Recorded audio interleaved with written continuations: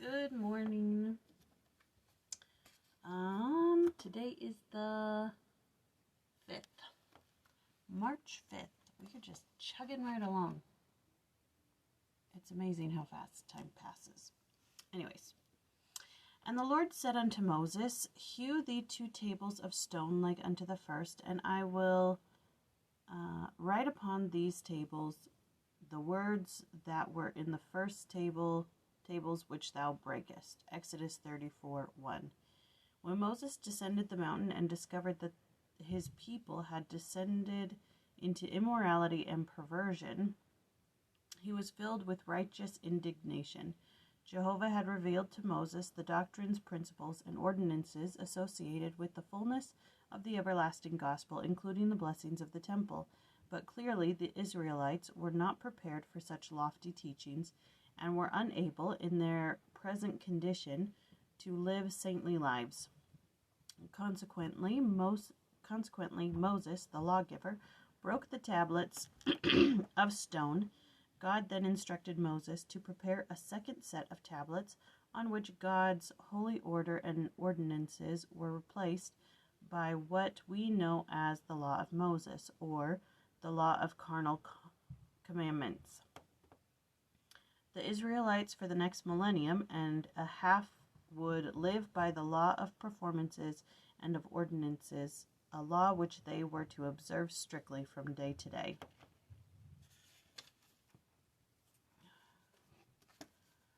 Okay, so today is Genesis 32.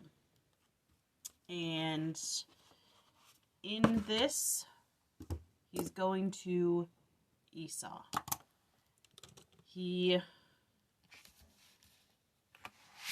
Jacob is returning. Laban has let him go. He's returning to the land of his fathers, and he's scared to meet Esau, because when he left, Esau wanted to kill him. So he's scared. Just a little bit, just a little scared. Anyways, so he sends... What is with my hair? Anyways, he sends some servants to talk to Esau, saying, listen, Jacob's coming back. He would like peace. And then the servants come back and say, Esau's coming with 400 of his men. He's coming to meet you. This scares Jacob.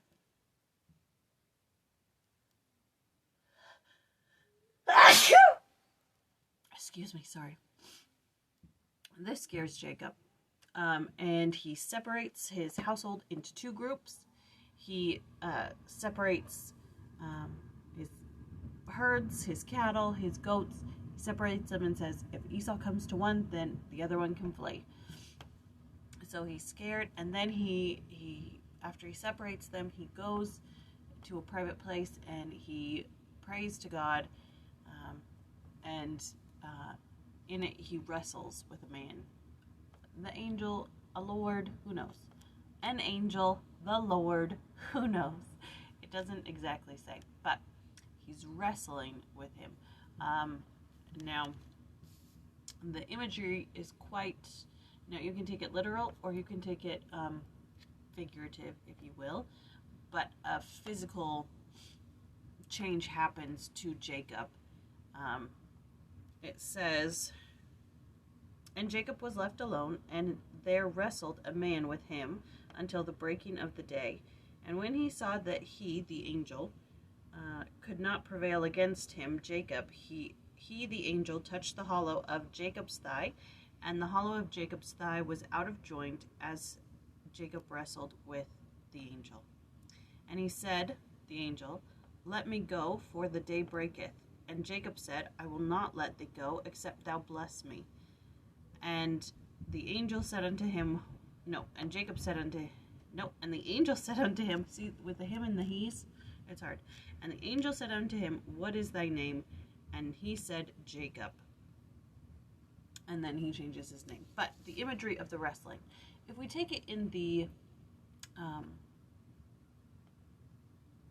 Enos sense, where it's a mighty wrestle of prayer, which you can definitely do. Don't touch any of that, Zachary. Don't touch any. Mason, go put some pants on. You're on camera. No, no, no. Go put pants on right now. Go. Hey, somebody. No.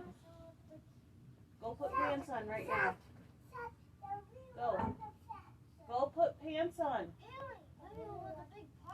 I don't care. Go put pants on. You're on camera. Go. Shut the door. Sorry. So, the imagery. Do not touch that candy. The imagery of wrestling.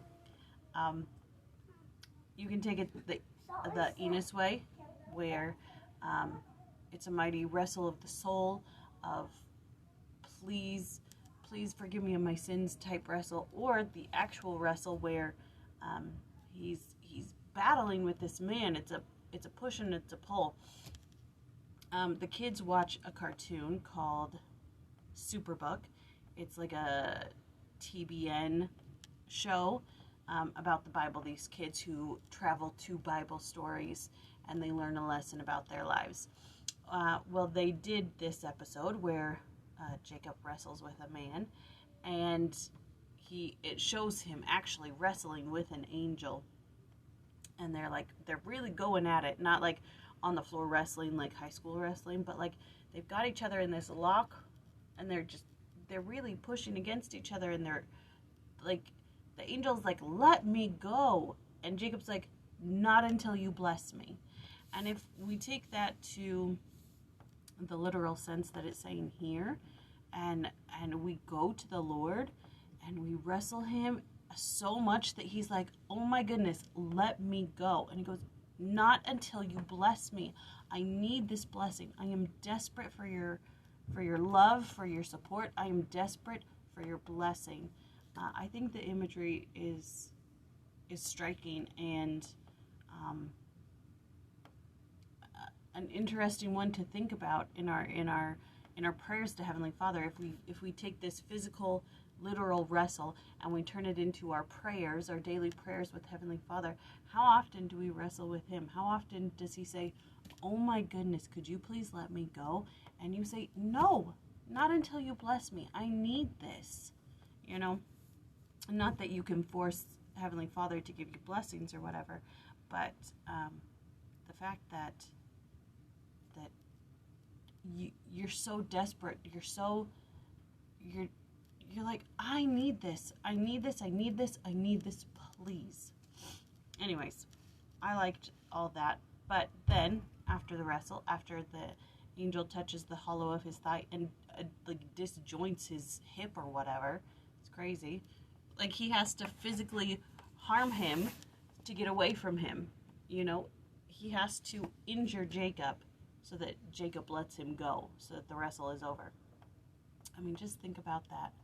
Anyways, then he changes his name. He says, what is your name? He says Jacob, and he says, no more. Your name is now Israel, because, what does it say? It says, your name shall be Israel, for as a prince thou hast power with God and with men, and hast prevailed. So now his name is Israel. And the one thing in all the books it talks about Israel, this is the first time the word Israel appears in the Bible. James E. Talmage commented concerning this title and name. Israel, the combined name and title Israel, is in the original sense of the word, expressed the thought of one who has succeeded in his supplication before the Lord. Soldier of God, one who contends with God, a prince of God, are among the common English equivalents. The name first appears in sacred writ as a title conferred upon Jacob. When the latter prevailed in his determination to secure a blessing from his heavenly visitor in the wilderness, received the promise, which is given in 32:28 and also 35:9-10. But the name title thus bestowed under conditions of solemn dignity required a wider application and came to represent the posterity of Abraham through Isaac and Jacob, with each of whom the Lord had covenanted that through his descendants should all the nations of the earth be blessed. The name of the individual patriarch thus grew into the designation of a people, including the 12 tribes who delighted in the title Israelites, or children of Israel. So, that is Genesis 32. And tomorrow we will talk about Genesis 33. And then this blessed week will be over and we will go into a new week. We skip over to chapter 37.